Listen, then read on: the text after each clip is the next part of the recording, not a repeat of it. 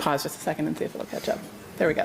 So we created a way to understand caregiving, what we call intensity, called the Caregiver Intensity Index. And it is a measure of the things that are going well as you're caring and the things that are more challenging, with the idea of being able to support organizations, states like New York and also organizations like Gibraltar, to say, here's what this caregiver is experiencing, how can we connect the dots to the resources that you've got.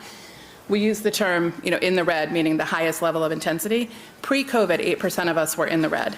If you're in the red, 90% of us have at least one mental health impact. We have a 49% impact on our ability to be as productive as we'd like to be at work. Since then, in the middle of COVID, 24%, that's how many of us were in the red. And what you see as you look to the right is it's not going down. In fact, it's been going up, and we've yet to see it go below even that, sort of peak of COVID standpoint. So our hypothesis for that is it has a lot to do with the economy, with inflation. It's we spend $7,500 a year on caregiving out of pocket. Now that's only that's only harder to do now. And ultimately, if you look to the right, those of us who are in a double duty caregiver role, meaning many of us in the room who are caring for others while also caring at work, that intensity, the percentage of us in the red is often double. So the great news is we know from our research that if you are even aware that there are resources that exist, even if you're not yet ready to take advantage of them, it has a really significant impact on your level of stress. So our whole goal, again, is getting people engaged and connected to those resources so that we can start to see those impacts. I'll come back to this if anybody wants to take a code. Sorry, there's a little delay.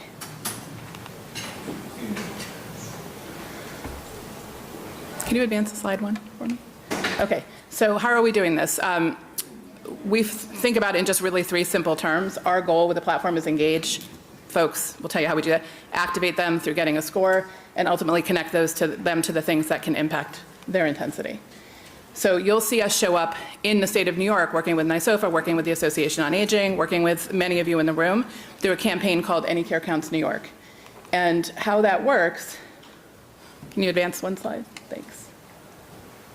Is you'll see content from us, engagement content, whether it be through social media ads, through employer kits, through content we share with the AAAs, through any number of other opportunities to connect with caregivers that really try to tap into the role they're in without necessarily going at it the way that we've seen has not worked in the past. We're very data driven in how we come up with the language and the content, but ultimately we get folks connected, and then they have the opportunity to go through that Caregiver Intensity Index, which gives them a score. Are you in the red, yellow, or green? What are the things that are driving your intensity? How might something like Gibraltar be of use? How might New York Connect support you? How might all the other resources that exist help with those drivers of intensity?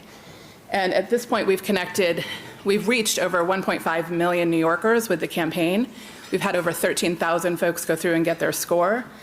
And if you look this is the Any Care Counts New York site, where we also highlight specific resources. Over 26% of all folks who've gotten their score have gone on to engage with those resources, like Gibraltar, like New York Connects. And in terms of data, and knowing that Greg and many of you in the room are real data geeks like us, our main goal is to be able to give back at the state level through aggregate data, at the county level. What is the level of intensity at each county or at each whatever population we're looking at? And what are the things that's driving that, and how does that differ from county to county? There's many opportunities for best practice sharing and lots of things that you all do in this room together, including at this event, that might give you an opportunity to say, hey, we're needing some support here, or we're really doing really well here. How can we share what we know and what we've learned and what we've done? And our final, sort of what we're marching towards is we know if we do this well, and collectively all of us together support unpaid caregivers, engage them, activate them, get them connected to things that can support them, that it'll have a really meaningful impact, certainly on the physical and mental health of New Yorkers, but also on the state's economy overall. So conservative estimate, $2 billion savings to the state for getting folks connected to the resources that you all provide and doing that in a meaningful way. That's it. Thanks, Sarah. Ben, can you do me a favor and flip that QR code back up there? If anybody hasn't checked this out, it takes less than 2 minutes to fill out. It's another resource you can push out at no cost. I think Jim Furman yesterday was talking about what the data shows on individuals that don't make a phone call to try to get help, and that's a cultural thing we have to overcome.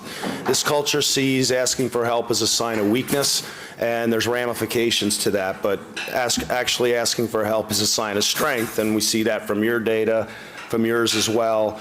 And given that over 50% of people don't think of themselves as caregivers, we have to use other language, and I think that's what the Any Care Counts campaign is so important, because it targets all types of different messaging so that people can self-identify.